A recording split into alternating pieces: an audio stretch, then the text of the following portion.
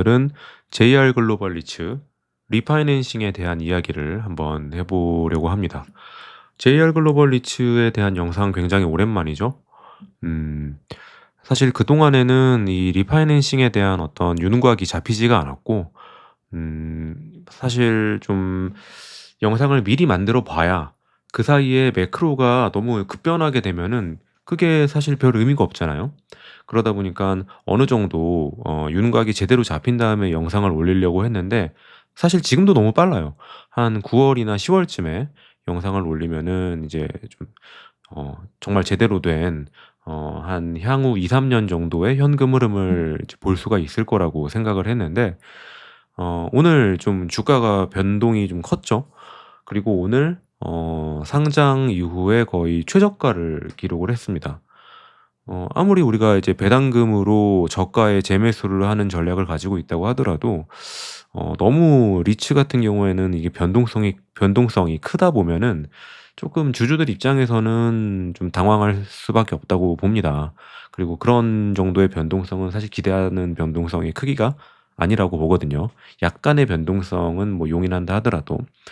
이제 그런다 하더라도 이게 워낙에 주식이기 때문에 주식 시장에서는 뭐 10% 20%의 변동성은 정말 예사라고 생각하는 게 마음이 편하지 않을까 싶어요.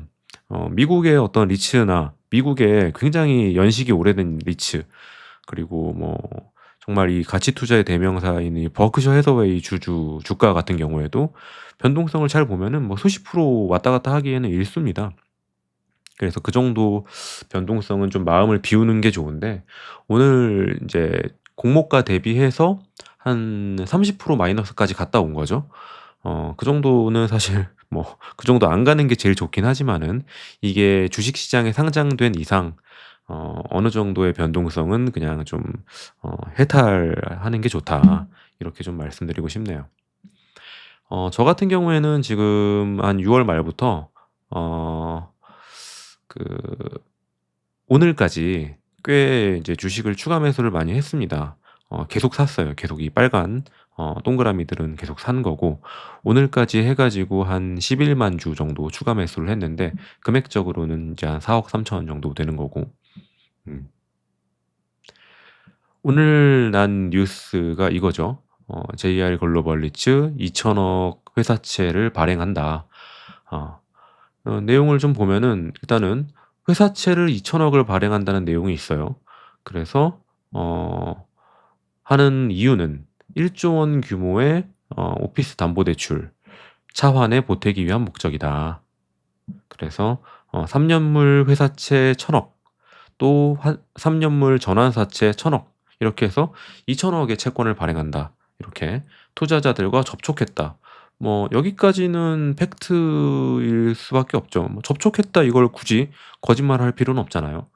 그래서 회사채 이자율은 연 6%로 정해졌으며 전환사채 이자율은 전환가액이 아직 확정되지 않았다. 음. 이 회사채 같은 경우에는 사실 내년 3 월에 만기가 끝나는 그 800억 짜리 회사채가 하나 있어요. 그거는 원래 금리가 7.3% 짜리가 있거든요. 그거를 좀 염두에 두는 것 같고, 전환사채 같은 경우에는 이제 아 이 말 그대로 벨기에 이 브뤼셀 오피스 담보대출, 이 부분에 대한 어떤 자금 준비라고 볼 수 있겠죠. 1,000억은 기존 회사채 800억을 대환하기 위한 거고, 전환사채는 브뤼셀 그 1조 원짜리 이걸 대환하기 위한 거라면 9천억이 또 남잖아요. 그럼 9천억 같은 경우에는 이제 벨기에 그런 유럽 쪽 그 현지의 기준금리를 따르게 될 수밖에 없는데, 이제 기사 이 뒷부분에는 그런 내용이 좀 있습니다. 그래서 지금 유리보 금리가 한 3.5% 정도 되는데, 여기다가 이제 가산금리 200 bp를 더해서 한 5% 중반대의 조달 금리를 할 것 같다. 이런 식의 내용이 기사로 난 거죠. 어느 정도 이제 이 윤곽이 잡히다 보니까 오늘 거래가 굉장히 많이 되고 대량의 어떤 손바뀜이 일어났다고 봅니다. 왜냐하면은 인제 이 어느 정도 지금 윤곽이 잡혔다고 보는 거거든요, 그 조달 금리에 대해서. 그러니까는 이거에 대해서 이제 불만족하는 주주들은 다 떠나는 거고 '나는 이 정도도 괜찮은데?' 싶은 주주들은 이제 저가 매수를 인제 싹 들어오는 거죠. 손바뀜이 많이 일어난 거라고 보면 되겠습니다. 지금 최근에 일어났던 그런 거래량 중에서는 170만 주로 굉장히 이제 리츠치고는 대량의 거래량이 일어났어요. 음. 장중에 이 3,580 원의 주가를 봤는데 주주들이 별로 기분이 좋지 않았겠죠.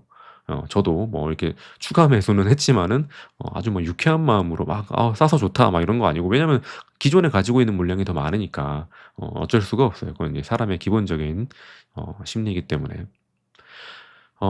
JR 측에서는 바로 당일날 이 설명하는 그 보도 자료를 냈습니다. 그래서 이러이러한 지금 2,000억 회사채랑 9,000억 그 리파이낸싱에 대한 기사가 났는데, 지금 현지 대출 조건에 대해서는 논의 중이고, 구체적인 그런 국내외 금융 조건에 협의된 바는 없다. 당연하죠 이거는. 만약에 협의가 되었다면은 협의가 된 내용을 이런 식으로 누가 기사로 유출이 된다면은 그건 이제 공시 위반이 되니까. 근데 이제 그렇고 협의는 했는데 구체적인 조건에 대해서는 본격적인 논의는 시작하지 않았다. 그래서 이제 더 좋은 조건으로 좀 하기 위해서 본격적으로 이제 논의를 할 거라는 이 의미이기도 하겠죠. 최적의 금융 조건을 도출하기 위해서 지속적으로 협의를 하고 있는데, 그 기준이 되는 그 기준금리가 사실 제일 궁금한 거잖아요 우리는. 벨기에 그 유럽 쪽 기준금리가. 이 변동금리와 고정금리가 각각 다른 기준금리를 쓰는데, 변동금리는 유리보 금리라고 해 가지고 이 3 개월물 3.5%대 이걸 기준으로 하고, 고정금리는 유리보 3 개월 스왑 레이트가 있어요. 이거는 인제 3 년짜리 변동금리로 한다면은 3 년물을 보는 거고, 5 년짜리 변동금리로 한다면 5 년물을 보는 건데 오 삼 지금은 3 년물을 보고 있는 것 같더라고요. 그러다 보니까는 인제 3 년물 3 개월 스왑 레이트가 2.48%다. 이제 이런 식으로 어 참고로 이렇게 써 놨습니다. 지금 보면은 고정금리가 변동금리보다 더 기준금리가 싸다는 걸 알 수가 있는데, 이거는 향후 금리가 계속 떨어질 거를 예측하기 때문에 이 유리보 금리도 고정금리가 더 싼 거예요. 변동금리는 지금 3.5%로 이렇게 빌려도 어차피 내년 내후년에는 뭐 2.5, 2 이런 식으로 계속 떨어질 것이기 때문에 지금 이렇게 높게 불러도 되고, 고정금리는 한번 이렇게 불러 버리면은 그 뒤부터는 3년 동안 조절이 안 되잖아요.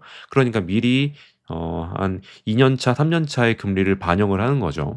그래서 지금 이런 것들도 봤을 때에는 어쨌든 금리가 인하되는 과정 자체는, 시중금리가 인하되는 과정 자체는 확실하다.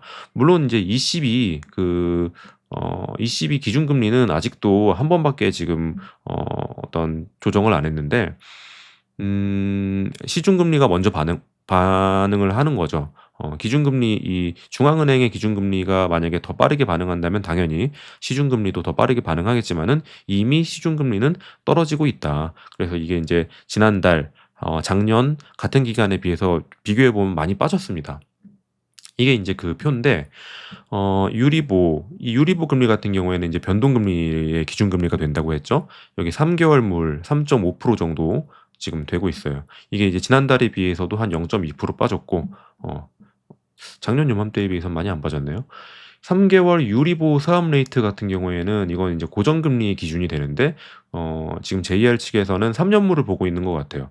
3 년짜리 고정금리를, 만약에 고정금리로 갈아탄다면 3 년짜리로 하고 싶은 것 같아요. 왜냐면은 3년 뒤에 또 이제 금리가 좀 더 떨어질 수도 있기 때문에 이걸 길게 가져갈 필요는 없겠죠. 근데 이게 지금 2.49% 정도 된다. 근데 이게 이제 지난달 8 일에 비해서도 한 0.4% 떨어졌고, 작년 그 8월 8 일에 비해서도 한 0.75% 정도 떨어졌다. 그러니까 좀 떨어지는 속도 자체는 뭐 그렇게 느리다고 보이진 않습니다. 자, 그러면 진짜 궁금한 거는 이제 각 금리에 대한 어떤 시나리오잖아요. 이걸 사실 인제 스트레스 테스트를 좀 JR 측에서 해 주면 좋겠는데 그게 이렇게 뭐 용이치가 않은가 봐요. 음. 그래서 사실 저도 이게 인제 본격적인 어떤 그 딜 금리에 대한 딜 자체는 제 생각에는 한 최소한 한 달, 뭐 늦어도 한 두세 달 뒤에 그때 이제 결정지어질 것이라고 이제 생각은 하고, 구체적인 금리 조건은 어떻게 될지 저도 뭐 알 수는 없어요. 저도 전혀 그거에 대해서 예언을 할 수는 없는데, 그러다 보니까 저도 이제 각 금리별로 배당금이 어느 정도 변화가 있겠거니 하는 그런 부분에 대해서만 조금 인제 혼자서 좀 고민을 해 보는 거죠. 인제 그런 고민에 대해서 한번 좀 공유를 해 보려고 합니다. 일단 기본적으로 우리가 알고 넘어가야 될 정보가 있죠. 투자 금액, 뭐 이거 지금 26 호에 대해서만 지금 보는 거예요. 투자 금액 뭐 8,100억, 이거는 뭐 굳이 알 필요는 없고, 부동산 가격 이거는 인제 간평가 했더니 그때 당시에 2조 원 정도 나왔다. 그리고 연간 임대 수익이 2023년 기준으로 했을 때 6,900만 유로 정도, 한화로 967억 원 정도 된다. 그리고 이거를 인제 산출하는 방법은 건강 지수로 초회년도 건강 지수 대비 지금 건강 지수가 얼마나 올랐는지를 그 초회년도 임대료에 곱하는 거죠. 그래서 전년도 대비 10.6% 정도 올랐다. 이제 이런 정도의 정보를 이제 알고 가면 되겠습니다. 여기 스프레드 시트를 같이 좀 볼까요? 여기 지금 6 개 년도의 임대료와 이자를 스프레드 시트에 적어 놨습니다. 이 임대료는 각 그 연도별로 회사에서 발표한 그 홍보 자료에 있는 숫자를 그대로 따왔는데, 2024 년도 자료는 뭐 따로 이렇게 아직 그 발표해 놓은 자료가 없어 가지고 제가 예측치를 좀 적어 놨습니다. 보면은 그 산식을 보면 초회년도 임대료에다가 전년도 12월 그 헬스 인덱스를 전 초회년도 헬스 인덱스로 나눈 값을 곱한 거죠. 이렇게 했을 때 한 6,950만 유로 정도 나오는데, 좀 이게 계산이 좀 이상한 것 같아요. 이게 약간 전년도에 비해서 23년도에 비해서 24년도에 한 1.2% 정도 증가해야 되는데, 그것보다 좀 덜 증가한 것처럼 보여 가지고 뭔가 이거는 계산에 약간 마이너한 에러가 있는 상태이긴 한데, 어쨌든 대세에는 큰 영향이 없어 가지고 그냥 넘어갈게요. 그리고 한 25 년에는 24 년도 헬스 인덱스 기준으로 임대료가 책정이 되잖아요. 근데 지금 분위기로 봐서는 25 년도에는 전년 대비 한 3% 정도 임대료가 오를 것 같아요. 그래서 20 년도에 5,894만 유로였던 임대료가 5년 뒤에 7,130만 유로로 많이 증가했습니다. 실제로 뭐 증가하긴 많이 증가했어요. 근데 이자가 너무 많이 증가한 게 지금 문제인 거죠. 이자는 7,239만, 아니지. 어 724 7조 2,390만 유로인 거죠. 이게 보통 723 밀리언 유로라고 돼 있어 가지고 항상 이 단위가 저도 좀 헷갈리는데, 7조 2,390만 유로에 1.05%를 곱했더니 760만 유로가 된다. 그래서 5 년간 그렇게 계약을 한 거죠. 5 년간 760만 유로를 내다가 2025 년부터는 이제 차환이 얼마냐에 따라서 달라지게 되는데, 저는 지금 여기다 이제 5.5%라고 써 놨는데 이거 한 5%로 한번 바꿔 볼게요. 자, 만약에 5%로 바꾸게 되면은 3,600만 유로 정도의 이자를 내게 됩니다. 그러면 이 금액과 임대료와 이자의 차액이 결국에는 배당 재원이 되는 거잖아요. 영업이익에서 금융 비용을 뺀 게 배당 가능 이익이 됩니다. 물론 여기 뭐 약간 뭐 이러쿵저러쿵 부대 비용 같은 거 더 빠진 금액이 실제로 주주들한테 들어오지만은, 그런 거는 항상 고정비이기 때문에 뭐 이제 그 배당금의 어떤 변화를 볼 때는 그 부분은 좀 제외하고 볼 수 있는 거죠. 그래서 그 금액이 5,134만 유로, 2020 년도에는 5,134만 유로였던 게 점점점 늘어나서 2024 년도에는 6,184만 유로까지 이렇게 인제 늘어나게 되는 거죠. 20% 정도 늘어났는데, 25 년도에는 이 이자가 확 늘어나게 돼 가지고 3,500만 유로로 이렇게 확 줄어들게 됩니다.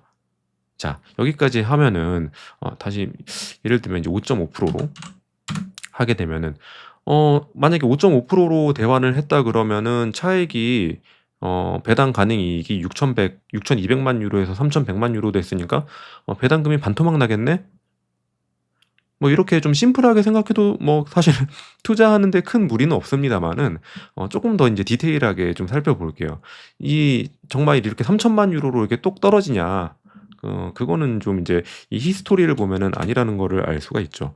자, 2020 년도에는 인제 환율이 1,357 원이었어요. 그래서 이 차액을 한화로 이렇게 고치게 되면은 약 한 700억 정도가 전체 이제 배당 재원이 되는 거죠. 근데 700억이 다 주주들 손에 들어오는 것은 아니고 여기서 인제 이러쿵 저러쿵 떼다 보면은 제 생각에는 한 700억 좀 안 되는 돈이 인제 주주들의 통장에 꽂혔던 것 같아요.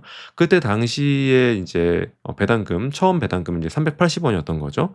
근데 이 금액 한화로 첫 어 육 696억 원이었던 금액이 이제 점점 늘어나 가지고 2024 년도 같은 경우에는 835만 5억 원이 되는 건데 그 사이에 지금 그 환율이 또 많이 늘었거든요.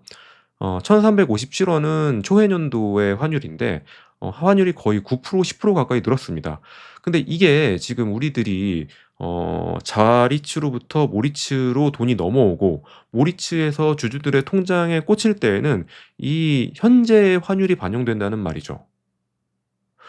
이게 지금 그 환해지를 한 상품이어서 '환율과 무관하게 들어오는 게 아닌가요?' 뭐 이렇게 생각할 수도 있지만은 그건 아니에요. 환율이 증가하면은 일단 주주들의 그 통장에 꽂히는 배당금은 증가한 환율에 따라서 늘어납니다.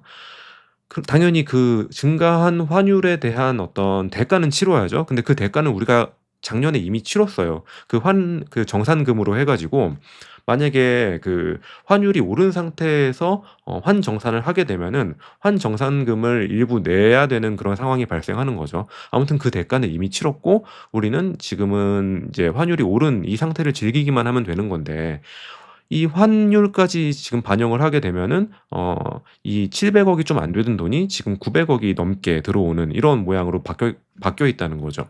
지금 이게 약간 아까 유로를 제가 유로 환율을 확인해 봤을 때는 한 1,490원 정도 됐었던 걸로 기억하는데 아무튼 뭐 1,480 원이라고 치자고요. 그랬을 때 현재 환율로 이렇게 비춰 봤을 때 원화 기준으로 했을 때 그 벨기에 건물로부터 그 걷어들일 수 있는 배당 가능 재원은 한 520억 정도가 나오더라. 그래서 실제로 한 697억 원 정도에서 520억 정도로 줄어든 셈인데 이게 한 177억 정도 된다. 그래서 177억 정도는 주식수로 나누게 되면 한 90원 정도 되거든요. 그러면은 만약에 5%로 리파이낸싱을 하게 되면은 예상 배당액은 300 원이다. 아니 왜 전년도 배당금이랑 비교하지 않고 2020 년도 배당금이랑 비교를 하냐. 이렇게 생각할 수도 있지만은 실제로 2020 년도 임대료를 가지고도 380 원의 배당금을 줬어요. 그리고 배당금이 많이 늘었는데도 이렇게 배당금이 20%씩 증가하지 못한 이유는 그동안에 우리가 뉴욕 건물도 사고 뭐 환해지 정산금도 내고 이런 과정에서 뭔가 소모되는 과정이 있었다 보니까는 원래대로 그 벨기에 건물 하나만 가지고 5 년을 버텼으면은 380 원에서 한 60-70 원이 더해져 가지고 한 450원 정도로 배당금이 늘었어야 되는데 해마다 좀 의도치 않은 예기치 않은 그런 비용 지출이 발생함에 따라서 이렇게나 많이 배당금이 증가했음에도 불구하고 무려 한 700억 에서 900억이 넘는 한화 기준으로 했을 때 이런 배당 가능 이익이 늘어났음에도 불구하고 주주들이 좀 그걸 누리지 못했던 부분들이 있죠. 저는 이런 부분들을 좀 계산을 해서 반영을 해야 된다고 보거든요. 이렇게 또 간단하게 생각할 수도 있고 이렇게 해도 뭐 큰 투자에 무리는 없지만은 여기서도 한 번 더 좀 꼼꼼하게 좀 짚고 넘어가야 될 부분들이 있죠. 바로 이 중간에 우리 주식수가 한번 늘어났잖아요. 1억 6,560만 주에서 1억 9,737만 6천 주로 이렇게 주식수가 늘어났단 말이죠. 이것 때문에 사실 이 JR 글로벌 리츠는 현금 흐름을 좀 계산하기가 쪼끔 까다로운 면이 있어요. 근데 이게 말이 나와서 하는 말인데 이 물건 하나하나의 어떤 현금 흐름을 계산해 가지고 막 주식 배당 수익률을 구하고 이런 거는 사실 미국 리츠에서는 있을 수가 없는 일입니다. 미국 리츠 같은 경우에는 물건이 되게 많고 예를 들면 리얼티 인컴 같은 경우에 물건이 몇만 개잖아요. 어떻게 그 각각의 물건을 다 현금 임대료를 계산해 가지고 대출이자 계산해 가지고 그렇게 합니까? 그냥 이제 통으로 한다는 거죠, 통으로. 들어오는 돈 얼마 나가는 돈 얼마 해 가지고 전체 이제 NOI 보고 FFO 보고 이런 수치들을 보는데, 아직 인제 K리츠 같은 경우에는 이렇게 물건이 1 개나 2개 이런 경우들이 많아 가지고 어떻게 보면 이런 계산이 가능한 거고, 뒤집어 얘기하면은 이런 상황이기 때문에 한 번씩 이렇게 리파이낸싱 할 때마다 엄청난 이런 출렁임이 발생하는 거다, 이렇게 이제 생각하면 되겠습니다. 아무튼 이제 본론으로 돌아와 가지고, 이때 당시에 이제 벨기에 건물 기준으로 했을 때 한 700억 원 정도 되는 이 배당금이 주식수로 나누게 되면은 한 주당 420원 정도 됐었더라는 거죠. 음. 근데 이게 인제 뗄 거 떼고 하다 보면은 인제 주주들이 손에 쥐는 돈은 인제 380원 정도가 됐고, 지금은 인제 환율이 좀 반영이 돼 가지고 주주들이 받게 되는 돈은, 주주들의 어떤 배당 재원이 될 수 있는 돈은 520억 정도가 되는데, 이걸 이제 주식수로 나누게 되면은 263 원이 돼요. 지금 인제 벨기에 것만 놓고 봤을 땐 이런 거잖아요. 뉴욕 맨하탄 건도 이제 합쳐야죠. 맨하탄 건 같은 경우에는 그러니까 지난번 배당 기준으로 했을 때 뭐 한 50 억이 들어온다. 그러면 1 년에 50 억이 들어온다. 그러면은 배당금으로 했을 때는 인제 25원 정도가 더해진다고 볼 수 있거든요. 근데 맨하탄 같은 경우에도 약간 이게 변동이 있어 가지고 그냥 대충 이제 25 원이라고 계산할게요. 금액이 작으니까 뭐 쪼금 틀리더라도 대세의 지장은 없습니다. 어 그래서 인제 만약에 5% 정도로 대환을 하게 되면은 26 호, 28호 벨기에, 맨해튼 합쳐 가지고 한 280 원대 정도의 배당을 기대해 볼 수 있겠다. 이게 대략적인 계산이에요. 근데 여기서 또 변수가 있죠. 아까 여기 중간에 막 그런 막 대출 같은 게 막 없던 대출이 막 생기고 그랬어요. 회사채, 어 내년 3 월에 만기가 되는 800 억짜리 회사채 막 이런 거 금리가 막 7% 대. 그러면은 그게 56 억이거든요. 그게 56 억이면은 뭐랑 똑같냐면은 맨해튼에서 걷어들이는 임대료랑 거의 똑같아요. 맞먹는다는 거죠. 그럼 그것 때문에 다시 또 10 원씩 20 원씩 막 까이는 겁니다. 그런 변수들은 있지만은 어쨌든 대략적인 그림은 이렇다. 그래서 이제 차환 금리가 뭐 4%다.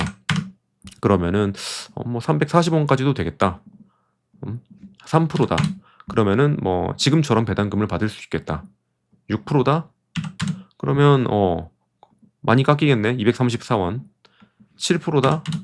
반토막. 인제 이렇게 생각해 볼 수가 있는 거죠. 음. 여기서 인제 플러스 마이너스는 아닐 거고 거의 마이너스일 것 같긴 한데, 아무튼 인제 대출을 갈아타게 되면서 들어가는 또 부대 비용이 있잖아요. 그런 뭐 행정적인 뭐 그런 기관에 들어가는 일회성 비용들, 그런 것들이 또 있다 보니까는 인제 여기서 쪼끔 더 금액이 몇 원 정도씩 막 까인다고 보면 되겠습니다. 그래서 저는 사실 몇 프로일지는 모르겠는데 대략적으로 그냥 5% 정도로 요새는 그냥 좀 생각을 하고 있어요. 운이 안 좋으면은 한 5.5%도 되겠다, 이제 이렇게 생각을 하고 있는 거죠. 그래서 배당금이 뭐 100 원, 그러니까 380원 기준으로 했을 때 마이너스 100원 정도, 그리고 좀 운이 안 좋으면은 마이너스 120 원, 140원 이렇게도 좀 가능할 수 있겠다, 이렇게 생각은 하는데, 만약에 이게 변동금리로 대환을 하게 되면은 이런 예측조차도 굉장히 의미가 없어집니다. 지금 이리치 코크랩 같은 경우에도 변동금리로 대환을 했죠. 그 변동금리 대환한 게 한 5 월인가 6 월인가 그랬는데, 그 몇 개월 사이에 그 기준금리가 되는 CD 금리가 그 사이에 0.1%가 떨어졌어요. 그러니까 이거는 사실 변동금리가 이제 되는 순간 이런 시나리오를 짜는 거는 별 의미가 없어지게 된다는 생각을 하니깐 더 그냥 좀 마음을 좀 비우게 되더라고요. 그래서 저는 아무튼 최근에 한 달, 2달 사이에 좀 많이 샀는데 어 올해 1년 정도는 그냥 올해 아니 하반기랑 내년 상반기까지 해서는 뭐 어쩔 수 없다 생각을 합니다. 그런데 내년 하반기나 만약에 변동금리로 이제 갈아탔을 때에는 내년 하반기에는 그런 부분들이 인제 점점 이제 회복이 되지 않을까 싶은 거고, 다시 이게 3년 뒤에 대환을 하게 됐을 때에는 3년 동안 또 임대료 상승분이 있잖아요. 지금 인제 2025 년도 같은 경우에는 한 30억 정도 임대료가 늘어날 것으로 기대를 하는데, 3년 쌓이면 또 100 억이잖아요. 100 억이라고 하면 뭐 주식수로 나누게 되면 50원 정도가 다시 벌충이 되는 거잖아요. 어 그런 거 생각했을 때 3년 정도면은 다시 400원 정도 노려볼 수 있지 않겠나 이제 그 생각으로 저는 사고 있는 거거든요. 근데 당장 내 통장에 마이너스 10% 20%뭐 20 몇 프로 이렇게 찍혀 있는 게 고통스럽다 이런 분들이 일단 많기 때문에 그 부분에 대해서는 참 뭐 좀 안타깝지만은 이겨내야지 어떡하겠습니까. 지금 만약에 이제 280 원이다 주가가. 배당금이 280 원으로 줄어든다. 그리고 내가 만약에 3,800 원에 샀다. 이렇게 되면은 실제로 제가 그 11만 주 정도 추가 매수한 거는 평단가가 한 3,800원 정도 되거든요. 그러면은 그 수익률이 7%, 7.4% 정도 되잖아요. 근데 이 3년 뒤에 만약에 배당금을 다시 회복을 한다 했을 때에는 380 원이라고 했을 때는 10%고 390 원이라고 했을 때는 이제 10%를 넘어가게 되는 거잖아요. 그 정도면 저는 이제 '아 나는 이 정도면은 괜찮은 딜 아닌가.' 이렇게 생각하고 하는데 뭐 각자 어떤 기준이 있어야 될 것 같아요. 그러니까 내가 정해 놓은 어떤 수익률 일종의 인제 픽스드 인컴이라고 생각하고 그 수익률을 만족한다면은 '나는 이제 주가는 뭐 좀 변동이 있다 하더라도 좀 감수한다.' 이 정도의 어떤 마인드 컨트롤이 있으면은 사실 그렇게 아주 뭐 우울하거나 우울하거나 슬프지는 않습니다. 정신 승리라고 인제 생각할 수도 있지만은 뭐 주식이 정신 승리가 안 되면은 마인드 컨트롤이 안 돼요. 네. 오늘 JR 글로벌 리츠에 대한 내용은 여기까지 좀 해 보려고 하고요. 어 다음번 영상은 이제 좀 진짜 금리가 딱 인제 확정이 됐을 때 그때 한번 좀 제대로 된 어 현금 흐름을 좀 계산해 보는 그런 영상을 좀 올려 보도록 할게요.